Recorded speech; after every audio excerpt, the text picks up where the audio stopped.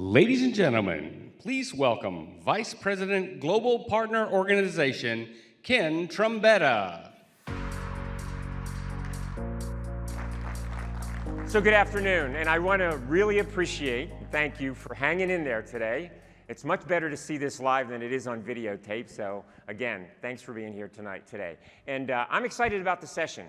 We've brought in Todd Ulen, and most of you probably know Todd either through some of the sessions that he's run before for the channel organization or one of the books that he's written or co-authored. He's worked with a lot of high-tech companies as part of TCG Advisors, and those companies are always interested in how they're going to grow. Cisco is one of those companies. He's advised a lot of our senior executive team. He's worked with the channel organization. You can see a couple of the other companies that he's worked with VMware and SAP. He's worked with Salesforce.com and a number, NetApp, just to name a few. He's co-authored, as I mentioned, Consumption Economics, as well as B4B. And I went back in on my Kindle and my clippings because I read Consumption Economics back in 2011 when it came out, and it still has so much relevancy today. And then I read B4B as well. So I do want to, without further delay, I want to bring up on stage Todd Ulen.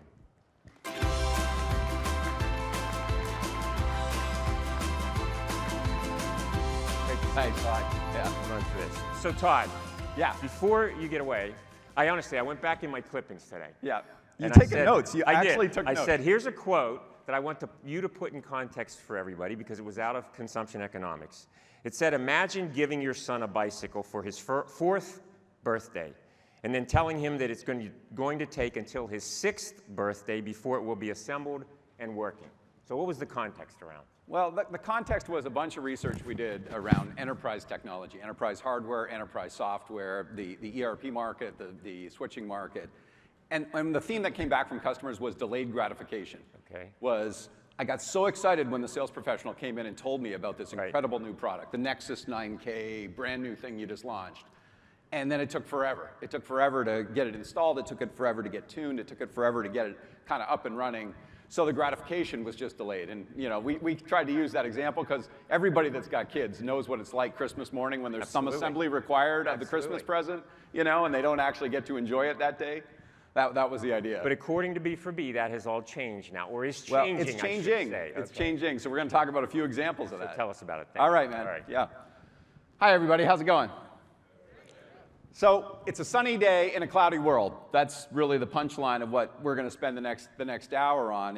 I'm going to give you some thoughts from some research that we did over the last couple years from these books, and in particular a few slides that John had asked me to share with the top 500 execs at Cisco. About a year and a half ago, he flew everybody that was a vice president and up at Cisco into San Francisco, and he did an hour with them on where he saw the world going, and then he basically asked me to give them an hour to kind of shake them up as an executive team. And what's interesting is now you see kind of a year and a half later, Cisco making cloud and Cisco making these new business models, and the CFO of Cisco getting up at Partner Summit and basically talking about the size of the annuity, the size of the consumption or subscription business at Cisco now, and how important that is to Cisco, how important it is to customers, and how important it is to Cisco shareholders, and therefore how important it is to you in the channel, given what a large proportion of Cisco's revenue you represent. So I really wanted to spend time with you on 4 topics today. The first is just the macro, which is what is business model innovation? Because all of my research is around this fundamental shift in tech from a playbook that we've run for the 30 years that I've been in tech, which I call the product innovation playbook. I come out with a better product, we push it out to the channel, we enable our channel partners to sell it, they go and try to get the customer to swap out the thing that they had and put in the new thing so that they pay us some more money, and then hopefully they sign a SmartNet contract, and then they renew that SmartNet contract for as long as humanly possible. Has everybody heard that playbook before? That's the playbook. And it didn't matter. You could be at SAP, you could be at VMware, you could be at any enterprise software or enterprise hardware company, and that's the playbook we've run. What's interesting is digitization is changing that. Digitization is both changing the industries we sell to and changing tech itself. So I want to start there. with my view of digitization and what's really playing out and why that's so important in driving some of these big trends.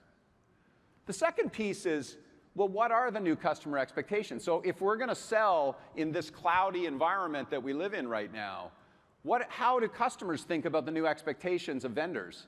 And what are the new capabilities that if you had them, your customers would buy more from you, and if you don't have them, you're going to be flat to down in terms of your bookings and your revenue this year, next year, and the year after. So I'm a big believer that people tend to remember visuals probably more than they remember words. So when we get to that part, you're going to see 3 sets of visuals. Little dots, which is really consumption economics, a chasm, and a bridge. So those will be the 3 kind of visuals we'll focus on. And then the last part of what I want to spend time on is the more prescriptive part, which is, one is what we call adoption services in the book, which is a new 4-fee business that we think is ripe for the channel to grow into, that gives you revenue and gives you margin that goes beyond the resale margins that you get from Cisco. And we think that's going to be more and more important in a cloudy world where there's less and less of the traditional things to do that those resale margins are predicated on. Everybody's channel program is changing to shift that balance between resale margins and fee-based revenues. And adoption services is where we think there's incremental revenue for all of you. So I'll give you a little model from some research that's in the next book on adoption services. And the last piece really is the punchline, which is, how does your sales model need to change? How does your go-to-market need to change? And we've done some research around 4 new selling motions, what we call the 4 gears of growth. And what I'll give you is kind of the playbook of how you run that play. How do you spin each of those gears of growth, each of those sales motions? What capabilities are advantaged and what capabilities are disadvantaged in that? And I'm going to hand it back to Ken, and Ken's going to talk to you. Cisco internally has done a lot to enable you as partners to run this playbook. This 4 gears playbook is the sales model that Cisco's running internally now. And what they've done is taken that model and they're converting it into enablement capability for you. So Ken will cover that. Let me start with just a picture, because again, a picture tells 1,000 words. People from Cisco have a commit call every Monday morning. Do each of you have kind of a sales meeting where you review your pipeline once a week? Yeah? This is for you, right? Our goal is to ship 1 million units this quarter. You know, that could be 1 million seats of WebEx. It could be 1 million Nexus 9000s, right? He pipes up and he basically says, well, do we have any goals that involve making a customer happy? And he gets immediately shot down, basically, shut up. You know, I'm talking about our goals, not their goals. What's your problem? And that's the dichotomy between B2B, the traditional business model of high tech. I have a product, I sell the product to you, and the customer really is responsible for getting the value from it. And what we call B4B, or business for business, which is a much more of a risk share model between the vendor and the end customer around the adoption of the technology and the value capture of the technology. And that is the tectonic shift that's underway. So let's start with business model innovation and kind of what it means. And you know, again, you hear a lot about business model innovation. You heard a lot about digitization at this offsite. So digitization has kind of crossed the chasm at Cisco. When I think of digitization, this is what I think about. Everybody old enough to remember Pac-Man? I'm old enough to have played a little Pac-Man in my youth. And the way I think about digitization in its most simple level is it's the tech industry basically becoming part of every industry. It's almost like the tech takeover of every industry. And it doesn't matter which industry you work in. You could work in financial services. You can work in the high-tech industry because it's reinventing that. You could work in the energy industry. You could even work in public sector, which you think of as highly regulated, relatively slow-moving parts of the economy. And even in those parts of the economy, parts of that segment of our economy are becoming effectively the technology industry in disguise.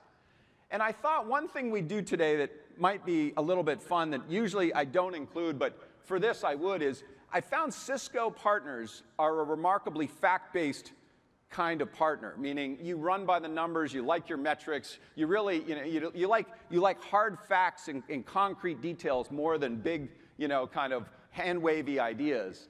So there's something we call the business innovation numbers game I thought might be fun because it gets to the pace at which business model innovation is reinventing some of these industries. And maybe a little bit the sense of urgency when you think about the pace of change, that the role that technology is playing to change industries. How fast is it happening?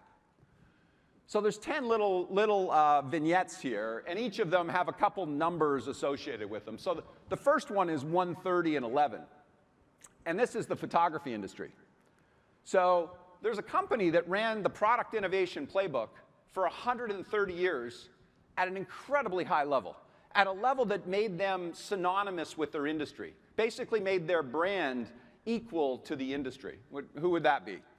Kodak, yeah. So for 130 years, like that's kind of amazing, right? Ed, how old is Cisco? 30 years, okay, so it's 4.5x Cisco. That's how long Kodak eventually ran the same playbook, meaning the film that they produced the year after was better than the film the year before, and they basically ran that over and over and over, right, since 1878. What do you think the 11 years is? How many years until they went bankrupt after digital happened?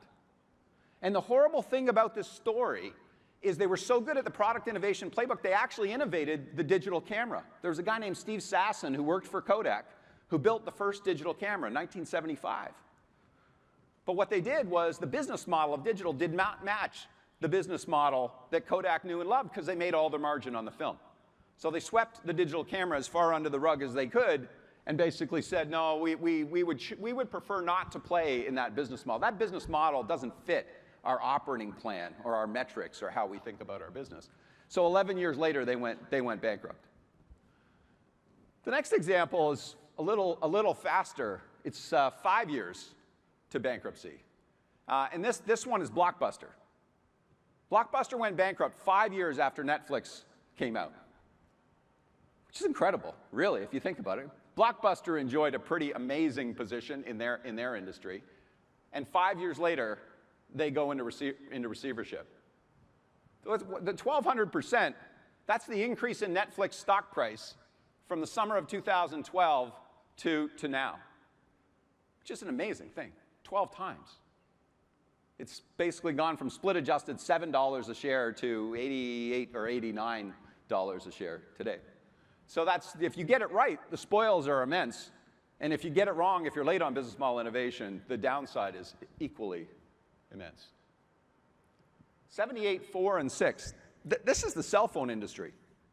So Apple didn't even participate in the cell phone industry. Some of us had Nokia cell phones and Palm devices and Blackberries and Motorola devices, if you remember. And they never would have thought that Apple would be a part of the cell phone industry, but Apple said, but it's not about a phone to make better phone calls. It's about a computer you can carry around that also makes phone calls. If you remember, the early iPhone was a crappy phone. It was a digital device, right? It was a computer. It was a good computer and a really bad phone. But the 78 is $78 billion. After 5 years, the iPhone business was a $78 billion business. From 0 to $78 billion, 0 to 1.5 Ciscos in 5 years. 4 years is how long it took for Motorola to get bought by Google, and 6 years is how long it took for Nokia to get bought by Microsoft. Let's go to another one. This one's kind of interesting. It's the retail industry. So if you're in the Mad Men era and you're in consumer packaged goods or retail, you kind of think, well, hey, no one's going to digitize my world. That ain't happening. I come up with slogans or I come up with great ads. You know, I put them on television during prime time, and that's how I make my money. And all of a sudden, a company called Google comes along. Google is now 41% of all the online ad spending. What's fascinating is they're 11% of all the ad spending. The total ad spending on the planet, 11% of it is spent with Google. Again, a company that didn't even participate in the retail or CPG industry before that. 8 and 62. 8 is 8 companies. There's 8 companies that have something in common, which is really quite interesting. Ford, General Motors, Honda, Marriott, Hilton, American Airlines, United Airlines, and Delta. What do you think they might all have in common? Those are 8 pretty interesting companies. They have a market value less than Uber. Think about that. Uber, a company that did not exist 10 years ago, 8 of the biggest companies in transportation have a market value less than them. Uber's latest round was a $62 billion valuation, and all 8 of those companies have a market value less than that. So the transportation industry is slowly being Pac-Manned by Uber. You can now Uber a helicopter in the Middle East, which is kind of interesting. It's gone a little bit beyond the Prius. Yeah? 25 and 79, my son is studying economics in college right now. Really thought he wanted to go to Wall Street eventually and maybe be a trader on Wall Street. This is trading. So 10 years ago, 25% of the trades on Wall Street were executed by a computer, and 75% of the trades on Wall Street were executed by young, smart kids that got paid a lot of money and bought a place in the Hamptons by the time they were 30. Yeah? Now 79% of the trades on Wall Street are executed by a computer, and only 21% of the trades are executed by the few people that are left in sales and trading on Wall Street, and that number is going down quickly. Even public sector's being touched. As I said, it's slower than the rest, but even the public sector industry, this is smart trash cans. So if you think about, public sector services, there really isn't a way to improve the productivity of public sector services in any form or fashion. There's this really interesting thing that one of the cities in the US did, which was they basically took a trash can, they put a sensor in the trash can, and the sensor, all it did was say, am I full or not? They had a little wireless device that communicated back that information, basically 1 bit, yes or no, not a lot of data, right? About the lowest rate data you can imagine. And they went from emptying every trash can on average 14 times a week to emptying the average trash can 1.6 times a week. So a 10x change in the productivity of a public sector service, right? 9 and 44, this one's a little closer to home. So Cisco's in the server business now, right? What was called Project California years ago, what's called UCS now as a product, this is the white box server market. It's 9% of all the servers sold right now are white box servers, which is basically the digitization of the server industry. But that segment of our industry is growing 44% a year, which gets everybody's, attracts everybody, basically. Everybody would basically say, that's kind of an amazing thing. And you talk about companies that previously were winners in the server market. Dell had to go private. HP is wounded. And IBM basically sold their low-end server business to a Chinese company and basically said, I can't compete in that business anymore. Now, Cisco has a very differentiated, more cloud-centric, hybrid cloud kind of offering, so Cisco's in pretty good shape. But if you have a commodity server in the industry today, basically you can't beat the white box hardware manufacturers. They're basically taking share. 130 billion. That's IBM's market cap today. Actually, it was like 128 today or something. 160 billion is what the latest analysis says Amazon Web Services is worth today. If Amazon Web Services, a business that Amazon was not in 10 years ago, was an independent company, it would be valued at $160 billion. The reason it's valued at $160 billion is it's $8 billion a year, growing at 78%, and it's throwing off about 25% operating margins, which is kind of a remarkable for a company that didn't even participate. It's very like the Apple story of not even being an industry participant before. And the last one is what GE calls the industrial internet. So you've got a case where a 150-year-old company that's $150 billion of revenue has basically said, we're becoming a digital industrial company. Some of you might have seen the ads where they're hiring software engineers. They basically plan to be a $15 billion business by 2020 in digital. So you step back from all of those and you say, well, that's just kind of remarkable, because it's not like machine-to-machine hasn't been around for some time or digitization hasn't been around for some time. But this idea that the whole structure of an industry, that the leaders of an industry can be displaced in a relatively small period of time is a very, very recent phenomenon. The last 5 years, the last 10 years. And you hear one-offs here, but when you hear how many industries are being touched by this and how big a deal it is, it's really quite remarkable. For you in the ecosystem of Cisco, I actually see this as an immense opportunity, because every industry that you serve in every geography of the planet needs digitization, it needs business model innovation, and a lot of the investments Cisco's making right now are at the software layer, at the services layer, and at the IoT or digitization layer, what Cisco calls the IoE, the Internet of Everything.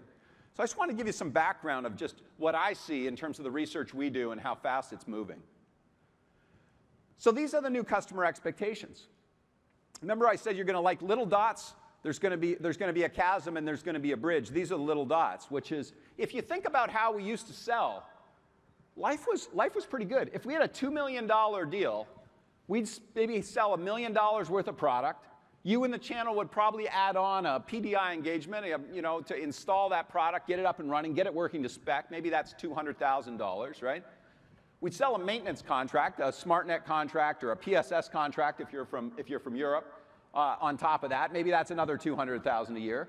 So we'd kind of get, basically at the upfront deal, we'd get about 70% of the money, of the lifetime value of a deal. And typically the renewal rates on that maintenance contract were awesome. We could renew that all day long and it would go just fine. And the trouble was, customers have basically said, well, we don't love those really big dots of revenue anymore. We're not so fond of that. That's the business model shift of our industry, is customers basically saying, we'd really like you to spread those dots out over time. And for you in the channel, the good news is a lot of times the PS, the professional services revenue, is not spread out. A lot of times you can still get that up front. If you're in Salesforce's ecosystem, you still get paid that up front. But the rest of it basically gets spread out into little dots. So there's a notion which is to grow in this industry going forward. You have to align your business model to love the little dots. You have to get great at this. And you'd say, well, why do customers want to do this? Because they could have got leasing before. If all they wanted to do was spread their payments, the thing they could have done was lease the technology. You could have gone to Cisco Capital and got a capital lease for the customer, and they could have spread their payments if they didn't have the cash flow to pay for the technology up front. It's really not the spreading of payments that customers like, it's this ability. It's the ability that if you don't share risk with them, that they can turn it off and not pay the rest, where they may only end up paying the $200,000 and a few little dots of what was the $2 million deal. The research we did said there are two risks that they want to share with you. Because there's one risk that you already share, which is when you as a seller go in and tell a customer, I'm going to bring you a product and it's going to do this, the product had better do that, right? So that risk is shared between the vendor and the supplier, even in the old world. But the two risks that were uniquely on the CapEx model on the customer side of the table was, one, did I ever use the technology like it was intended? Did the average user on the average day use the technology like the folks who designed the technology intended it to be used? And the second risk was, even if they used it, did I ever get the business value, that business case that I wrote, to get you the $2 million to buy the technology? When I went to my CFO and asked for the money, I had a business case. The business case had a set of returns that I was supposed to get. Did I ever get them? And those are the two risks that the customers want you to own with them. They want a shared risk model. They no longer want the B2B model of, as soon as the system's up and running, why would you think that I, as the vendor, own your adoption or own your value capture, Mr. or Mrs. Customer? That's on you. That's the big change. In the B4B model, those are shared risks, not customer risks. And that's what's really led to this, which is in B4B, you see the chasm, basically. So when you think of the chasm, this is what I want you to think about, which is the chasm between what we want as the supplier and what the customer really, really wants. What we want as a supplier is we want to scale our products in market. So Cisco spends, I don't know, what is it, $6 billion a year on R&D? Give or take? Yeah. About 6. A little bit more than that? Okay. 6 or 7 billion a year on R&D. That R&D has a half-life, meaning those products are not going to be special forever. So as a supplier, what we want to do is sell them while they're differentiated versus HP's devices or Juniper's devices or Microsoft's solutions, right? So that's what we want. The research we did for the book said it's fascinating. Customers only want 3 things. And what's amazing is there's not a fourth. There's 3 outcomes customers care about. Can you raise my revenue? Can you reduce my cost? Or can you lower my risk? And there's not a fourth. There's not a fourth. So sometimes at Cisco, let me give you an example. We talk about collaboration. And I know there's a lot of partner enablement around collaboration, right? WebEx and telepresence. And these are all amazing solutions. I know TCG Advisors, we're a WebEx customer. But there is no customer on the planet that wants collaboration as a business outcome. Collaboration is a means to an end, right? I may collaborate to raise my revenue. If I'm in a private equity firm, I might want collaboration because I may want to take better investment decisions around the world between the various offices that meet on Monday morning to make investment decisions for our portfolio. But if I'm General Electric, I may want collaboration for a completely different reason, which is reduce the average travel cost per employee every year for internal meetings. I may just want to shut down the number of times that we fly to meet with each other. So you and the channel own the translation layer, if you will, between the innovation that comes from Cisco and the outcome that a customer wants. You own the connection between across this chasm, and that's really the bridge. So the bridge in B4B says there's 4 different levels, 4 different stages, if you will, of this connection. The first stage, what we call level 1 in the book, is basically simple products that really don't have a lot of complexity, and they do not have this dynamic of getting your kid a bike for their 4th birthday and they can't ride it till they're 6, right? Think about if you're Microsoft, it would be mice and keyboards. You plug them in, they work, they truly plug and play. You don't need a service contract on them, they're replaceable. So if you have some offers like that, easy, nothing special you need to do. The challenge we've got is the vast majority of the industry we play in today, and the vast majority of the Cisco ecosystem today, plays at what we call level 2, which are complex products, right?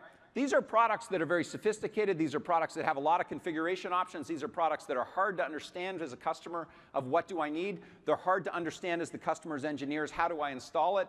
They're hard to get to work with the other things that I've already installed, and they're hard to keep tuned so that they work at peak performance over time. So a level 2 today is where most of the industry plays. That's where SAP plays. That's where Oracle plays. That's where big chunks of enterprise hardware and enterprise software play today. It's where IBM plays mostly, yeah? And this is what a customer's in kind of rebellion from is this dynamic, which is the seller in the channel or a Cisco seller comes into me as a CIO and says, I want you to buy the new Nexus box. It's got all these new speeds and feeds, and it does these things, and it's more secure than the previous thing, and swap out your previous thing. And they say, yeah, I want that. And then you say, but it's really complicated. So I need this big contract to get it installed. I need a big consulting contract to get it installed because your people won't be able to do it. You basically need me to do it. And then they kind of say, okay, yeah, okay, okay, that's okay, we'll do that too. And then you say, well, now we need a SmartNet contract on top of it. We need a maintenance contract on it because that thing's going to have to get patched all the time, and that thing's going to have some bugs. We probably didn't get it all right in the lab, and you don't want to be exposed, so you need an insurance contract on that, yeah? And they kind of say, oh, okay, all right. And then you say, well, you know, you need a NOS contract on top of that. You need an optimization contract on top of the maintenance contract, on top of the consulting contract, and on top of the hardware to really keep this thing up and running at full tilt, right? And look, there are some customers that are still going to want to buy at level 2. And if they want to buy at level 2, we should sell to them at level 2. Level 2 is a great way to maximize profits and margin. The problem is more and more customers are saying, you know, if that's all you've got to offer me, if that's the business model you have to offer me, I'm going to buy less. I'm just going to buy less technology because that's just too complicated. That's just too complex and too expensive. And that's why the shift to B4B, because the next two levels, if you will, are much more customer side of the chasm than supplier side of the chasm models. What we call level 3 is what I call an optimized offer, which is we design the friction out of that sales interaction that I just described. We take the friction out of that.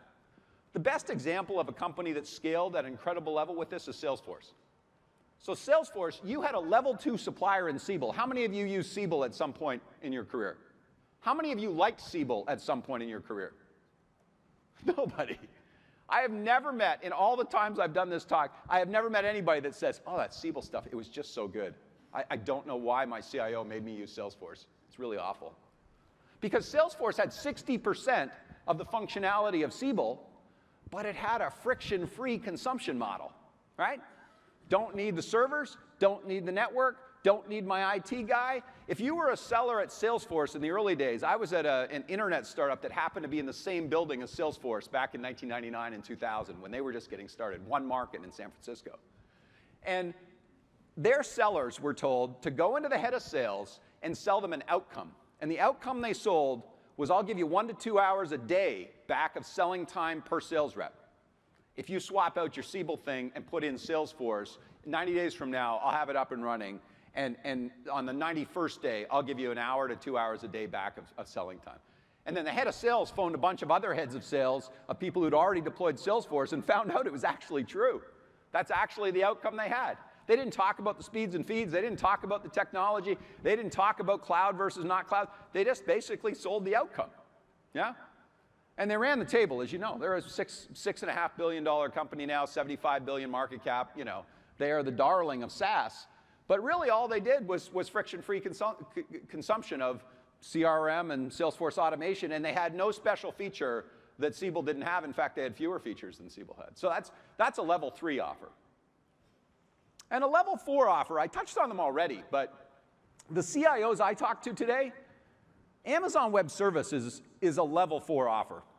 Because Amazon's outcome, what they go in and when they talk to a CIO, they don't talk to a CIO the way we tend to talk to CIOs. They go in and talk to a CIO and they basically say, I will bring you infinitely elastic computing and storage. And then they stop talking. Yeah? You no longer have to figure out how many data centers you need, how much server capacity you need, how much storage you need, how much network you need. That's their outcome. So when Amazon goes in, they basically just say, that's what I bring you. Infinitely elastic computing and storage. Full stop. Yeah? That's their 1 to 2 hours a day back. So the example I gave you at level 3 is a line of business sale, which increasingly more and more of IT is being bought by the line of business, not by the IT function. But it even works in the IT function. If you understand a company of $8 billion growing 78% a year, they're kind of running the table. They're having a lot of success basically telling CIOs, don't bother planning the capacity you need anymore for IT. We got you. We'll take the risk that we'll have the capacity you need when you need it. And it doesn't mean data centers are going away. It just means enterprises are going to build fewer of them. And the baseline will be internal, and the peak capacity, if you will, is going to be external. So that's the B for B model, right? So love the little dots, understand this chasm between what do we want and what does the customer want, and understand the bridge. Understand the bridge. Understand where you play on the bridge. Understand what capabilities you've got on Cisco's technology and Cisco's innovation to move to level 3 and level 4. And what I wanted to kind of finish with was stuff that's not in the book, basically. Some of the new research we've done around the capabilities that if you're a channel partner, you would invest in now that would help you get across that chasm. The first one is what we call adoption services. And we have this stairway model for this of kind of an escalating set of adoption services, a portfolio of adoption services that you might consider for your organization. And I wanted to just spend a little bit of time on each one. And I always get the question, what can I charge for and what's for free? I'll try to touch on that as we go as well. The first step in the adoption services stairway is usage visibility. And it is just remarkable how many, like when I call an Uber, I can actually track where that car is driving up to me. I had an Uber that brought me from the airport Monday night to the hotel here, right? I can see exactly where that Uber is, kind of turn by turn, minute by minute. And it gives me great comfort that I'm going to get picked up shortly, yeah? This idea of visibility of operations, visibility and instrumentation of IT, we pass over it too fast, but there is a huge value proposition there in just providing usage visibility. Tell me which features my organization is using of the Cisco technology that's deployed in my company. That has value alone, even if you don't climb to steps 2, 3, and 4 in the stairway. Right? The big promise is highlight my gaps in adoption. Just tell me where I'm adopting and where I'm not. Like say a WebEx deployment. If you did a WebEx deployment for a big industrial firm, it'd be great to know like which divisions of the firm are actually using the WebEx that I'm paying for seats for, and which divisions are not using WebEx, or they're using it in a way that's suboptimal, right? That would be a kind of a usage visibility example. WebEx is probably the most instrumented offer that Cisco has, although Cisco's done instrumentation in many of the offers. You as the channel have a big role to play here, though, because SmartNet Total Care has a collector. If you're from Europe, PSS basically has the same collector that's part of the PSS. Under 10% of the total assets that could be reporting back their status through those collectors are actually being collected today. 90% of it, now this is for customers that already bought SmartNet Total Care or bought PSS. 90% of them have assets, 90% of their assets don't report anything back. And you as a channel, you're closest to the customer. You're the ones that should influence that. So if you want to drive adoption services up the stairway, the first step is get every one of your customers to instrument their networks for them and for us. Yeah? That's step one. Step two is what we call ongoing training. And the thing that's passé is what I call just-in-case training. Just-in-case training is, I've got a new technology, I'm going to take everybody other jobs, I'm going to put them in a classroom, either a virtual classroom or a physical classroom, and I'm basically going to walk them through all the speeds and feeds and tech specs and all of the different data sheets and all the different release notes and all the things that the technology can do. Just in case they ever need to know that information. That's the just-in-case part of just-in-case training. The retention rate on that training is like 5 to 10%, which is why more and more customers don't want to pay for training. That kind of training. What they do want to pay for is ongoing training, what I call just-in-time training, which is when I need the capability, when I need the next capability, that's the time I want the training, right? So small little modules, more Khan Academy for those of you that have teenage kids than taking a 6-month math class, right? I just want a little widget. I want an information snack about what the technology can do that's relevant to the workflow that I'm in. So those of you in the channel that have a training business, that are a learning partner or a training partner, you need to think about how to break down these monolithic courses and monolithic training offers into much more bite-sized chunks, much more like how Amazon suggests books, which is Ed and I have read the same 3 books, and then Ed reads a 4th book. So Amazon tells me, hey, Todd, you're going to like this book. You should read it. Others just like you like this book, right? We need to do the same thing with technology. That's the idea of Amazon-like suggestions. So that's the second step of the stairway. The third step is where it really gets good and where the fees, the size of the revenue that you can charge really starts to kick in. And this is where two things happen. One is you specialize to some extent by vertical. And 2, you build some industry best practices. You build some adoption benchmarks around Cisco technology for the industries you serve. So say you serve financial services companies, and say that you're a great WebEx seller, yeah?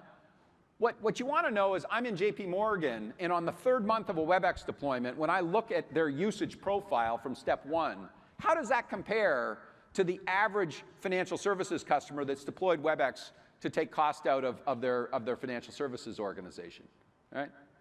Customers will absolutely pay for that. So it's not just adoption consulting, which is I'll put some expensive PS folks on the ground.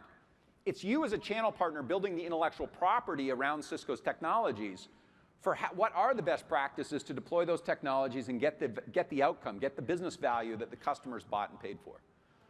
There's going to be huge money made for the channel partners that figure that out. The last step in the stairway is a guaranteed outcome, and there's relatively few customers that really want to go all the way to step 4 at this point.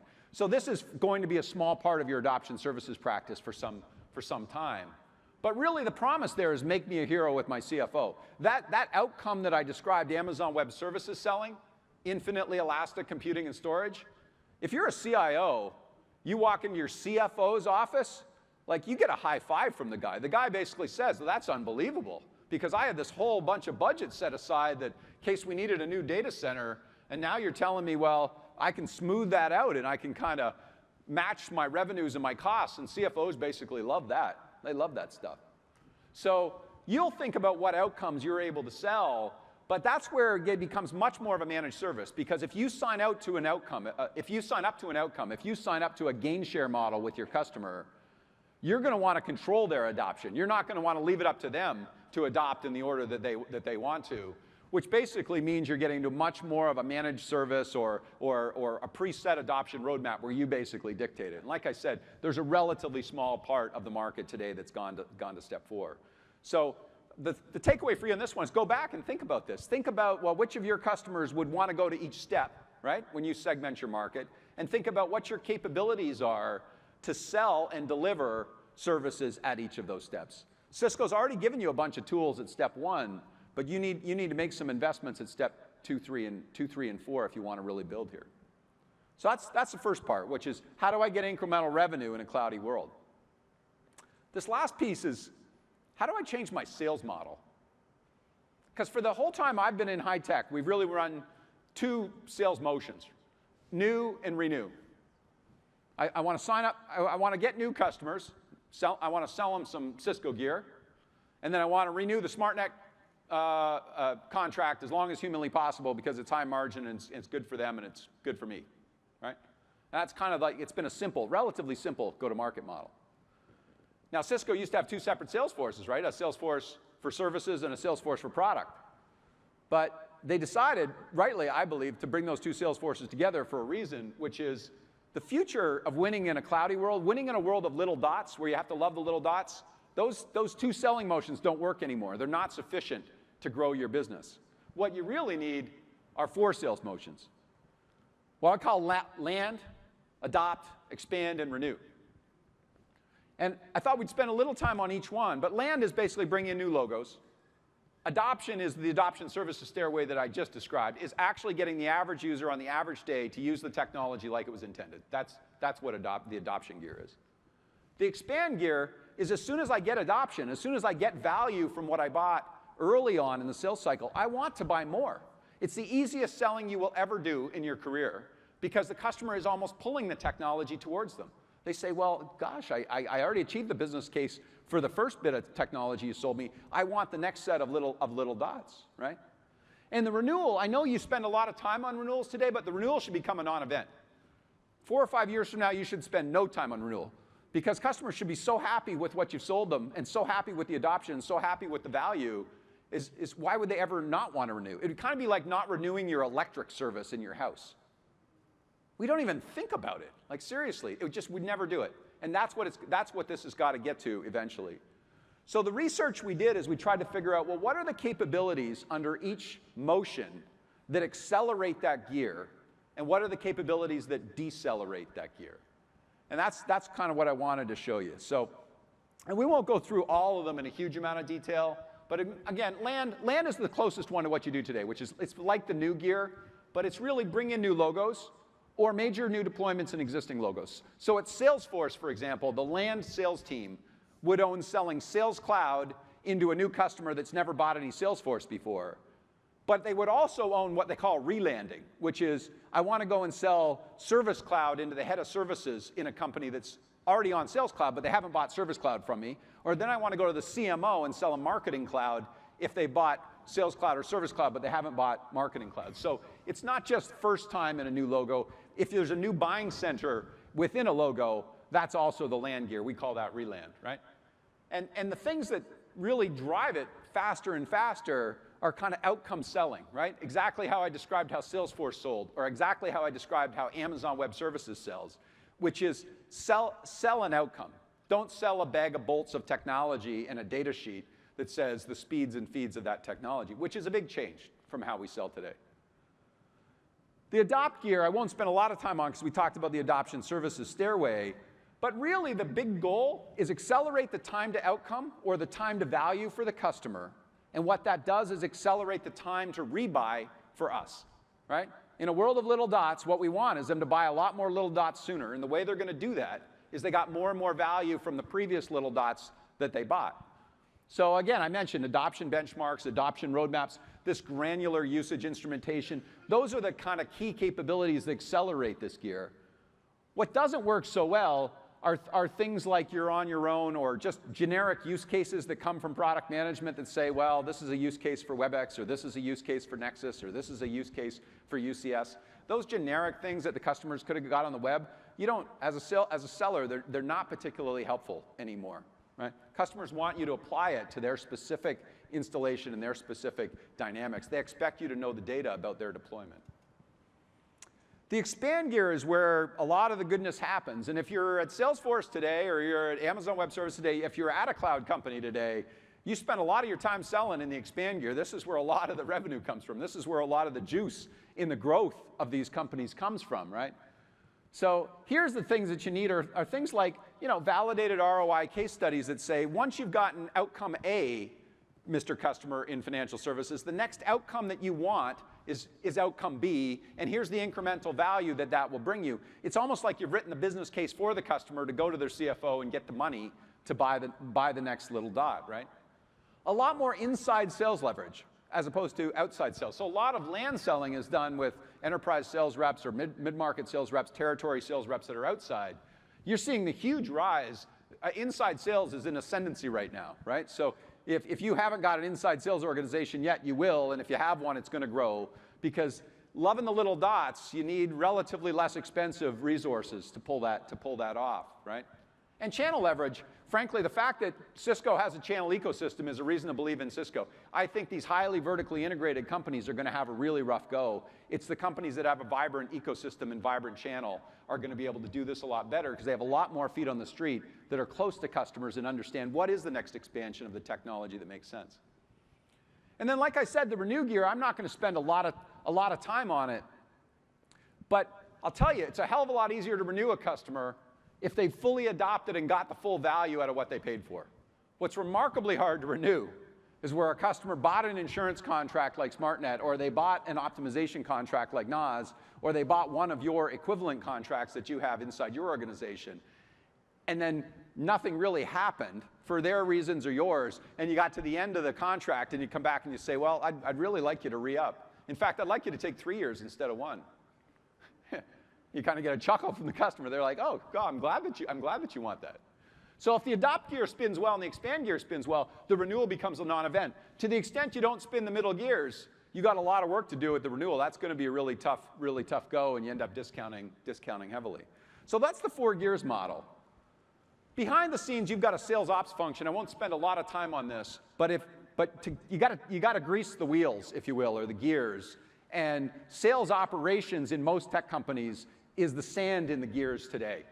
You're manually touching orders, right? You have sales reps that are kind of looking through the Salesforce pipeline, and they're trying to claim deals so that they can get commission on deals, right? Sales crediting, right? So I call it your best friend auto. All of these things need to become auto. Auto quoting, auto configuring, auto billing, auto crediting. So if you haven't invested in sales ops, in the automation of your sales ops, the digitization of your sales ops, you should. I'm not sure if it was talked about in the keynotes yesterday morning, but Cisco has a massive amount of money right now going into digitizing Cisco internally to make it easier to do business with. And the last piece from me is, well, what's the spoils? If you do all this stuff, you know, what can happen? And these are the growth rates. These are the 3-year average growth rates of a bunch of companies that effectively run a 4 gears model and do a form of adoption services. So Workday has grown 80% a year for the last 3 years. Salesforce, you see, is at 33% a year the last 3 years. Splunk, a big data analytics company, actually run the CEO's a Cisco alum named Doug Merritt. That's grown 55% a year the last 3 years. You can see some of these are more consumerish companies. Most of them are enterprise companies. The ones that are lighter are infrastructure as a service companies, and the ones that are darker are more software as a service company. And the reality is, if you're just breathing and you get to the right business model and you run the 4 gears model, you grow at 20% plus. You don't even have to be world class. If you're world class, you grow at 80 to 100% a year. But if you're just breathing and you're on the right model, the reality is it's not that hard to grow, because you're aligned with how the customers want to buy. That's the key. So this is the end of my part. These are the key takeaways I was hoping that you'd take away, which is, look, whether you call it consumption models, or you call it subscription models, or you call it annuity models, you know, you may all have a different term for it. But these business models are redefining high tech. That's where all the growth is going to be. And it's not that you're not going to sell a lot of your business CapEx still, but all of the growth in high tech is coming in these new business models, in these different business models. And if you don't participate in them, you just cannot grow. You're going to shrink is what's going to happen. These selling outcomes, not just point products. It's easy to say and harder to do, quite frankly. But I gave you the Salesforce example. I gave you the Amazon example. You need to translate that into your own example. You need to figure out, well, what are the outcomes that you can sell credibly on the back of Cisco's innovations and Cisco's platforms for the markets that you serve, right? And I think there's only really 2 areas you need to invest in. If you invest in adoption services and you build an adoption services practice, you can make a bunch of incremental money that can help pay for the sales transition that you need to do. It can help pay for that inside sales organization you need to stand up, pay for the 4 gears model that you need to run. So that's why those 2 go hand in hand, is get some incremental revenue at the same time that maybe you've got to spend some money to transform your go-to-market motions. Thank you so much for having me. I'm going to turn it back to Ken, and he's going to talk to you about the Cisco side of this. Great job, really great job. Thank you, appreciate it. So I hope that resonated with you. I actually saw a similar presentation that Todd made about 3 months ago in Europe. And I thought, wow, we have got to get that in front of our partners as well. We at Cisco have seen this from a leadership team. we are making these transitions that Todd talked about, right? Love the little dots, drive the adoption services, and you'll get more little dots.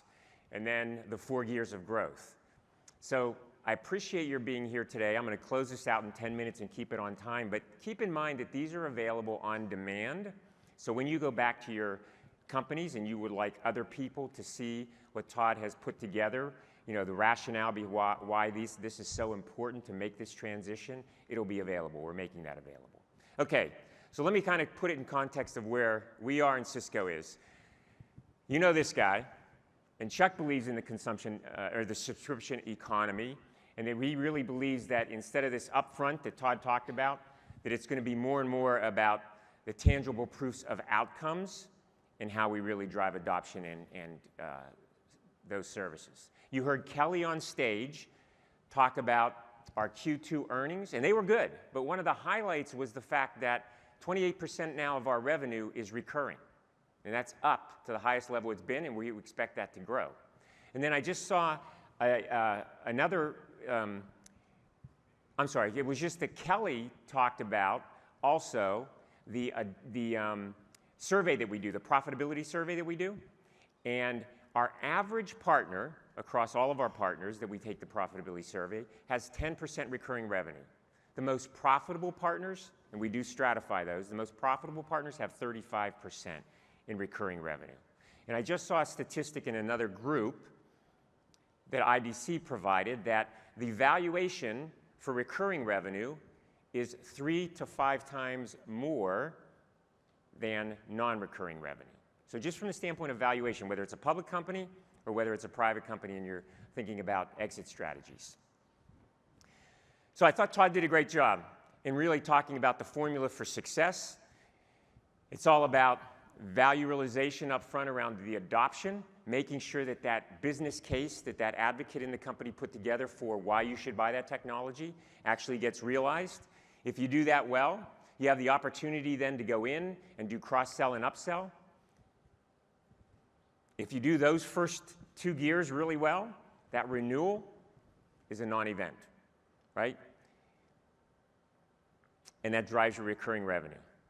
And then you move from level 2, hopefully, to level 3 suppliers to level 4 suppliers.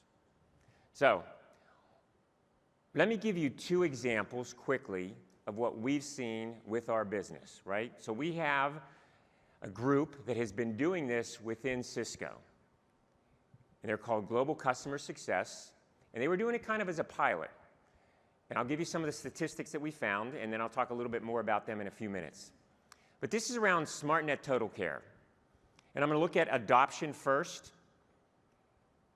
We found that if we implemented SmartNet Total Care and put adoption services into that account, a customer success manager, that utilization would go up 27%. And with that increased utilization, the contract value would go up by 10%. And when we had that contract value grow and the utilization up, all of a sudden, like Todd had talked about, retention rates, or renewal retention rates went up. So they went from 55 to 74%. And if you do the math of what that's worth over a number of years, 3 years here, it increases the value of that customer by 53%. So a lot more red dots, right?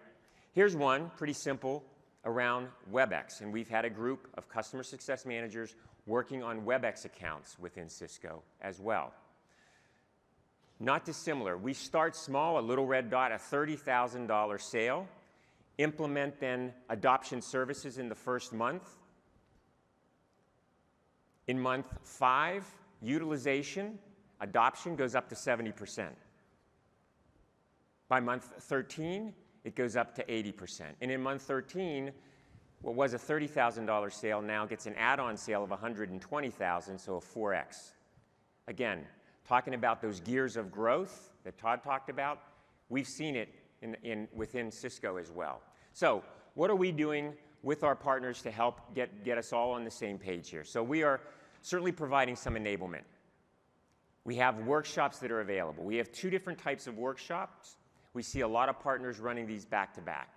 The first one is for the executive or leader within your organization who's going to run the adoption life cycle practice. It's a day-long workshop. It talks about the financial implications, the resources you need to put in, and what it looks like from an adoption overall practice standpoint. The second day is really to develop the skill sets of your customer success managers, right? Those lifecycle advisors that we want to utilize in the accounts that will really help us to drive overall adoption, expansion, and make us successful in this new economy.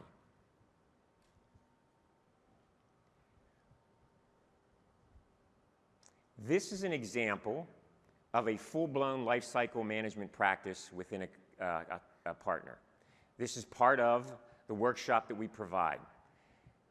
Todd talked about some of these services are chargeable. Some of these services will pay you to do. Either way, they are key differentiators, right? Because when you go in and sell software or a solution to a customer, and you talk about the adoption services that you have to make sure that what they are paying for up front, they're actually going to realize the value because of your lifecycle services, it differentiates you from your peers, right? And we have some partners who have really done a great job in developing these services. And we are actually badging you partners coming in May on the lifecycle advisor role. I need to make sure we land that this is the role of the partner, not just an individual. The individual is the customer success manager. We're badging the partner as a lifecycle advisor, right? That leads you into a lot of incentives that we're providing as well, and I'll talk about those in a minute.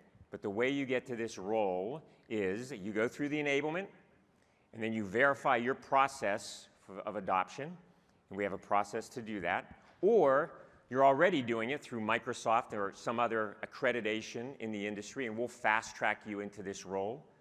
Or you've been doing adoption, you took our workshop early, you've been utilizing the incentives we have around around adoption in collaboration, we'll fast track you into that role as well. So this is coming in May, and once you achieve that role, and we want our sales teams to know what partners have adoption capabilities, because it's critical to the success long-term of you and to Cisco, we have some rewards. We have some incentives that we're going to make sure we make this profitable, hopefully, for you as well. The first is around adoption. And we've had some adoption incentives out there. We're going to continue with those adoption incentives, right? It starts at $10,000 per customer just for showing that you have the adoption plan and process in place. We're going to provide you with incentives on expansion and cross-selling. So today, Cisco One is growing quarter over quarter at 85%. We are adding a 3% VIP rebate to that expanded sale of Cisco One. So your incremental on Cisco One is being expanded with a VIP rebate. We also have renewal. Collaboration is certainly a SaaS offer at this point. A lot of it's a SaaS offer, WebEx and others. You will receive a 7% incentive on your overall annual recurring revenue. We all know that there's churn. You're going to lose some accounts, but if you do a really good job on the adopt, expand, renew, and you land some additional accounts, your ARR metrics should be pretty strong. If you match those metrics, we're going to provide an incentive of 7% on WebEx as well. So, I talked about our global customer success team. We are just really building this team under Scott Brown, who's now part of Wendy's organization. These resources are out there working in some of your accounts, or will be. They're out there to help you develop life cycle adoption services. So I would recommend that you get to know these individuals and leverage these resources. We are driving this within Cisco as well. It's critically important. And lastly, the next steps, the call to action. Simply go to adoptiongobig@cisco.com and sign up for the workshop. We're funding a lot of this for you. Get educated on the offers, whether it's SmartNet, TotalCare, Collaboration, or Cisco One. You really need to know the offer to really do the right type of adoption services. It's key. Leverage the resources, whether it's your PAM or if you have a customer success manager from our global customer success team, make sure that you're utilizing them as well. And then take advantage of the incentives, right? I mean, we have these incentives out there. You're going to collect, hopefully, a lot of those little dots, move to level 3 and level 4, and jointly we'll be very successful. So again, I appreciate your time this afternoon. Have a great day. Thank you.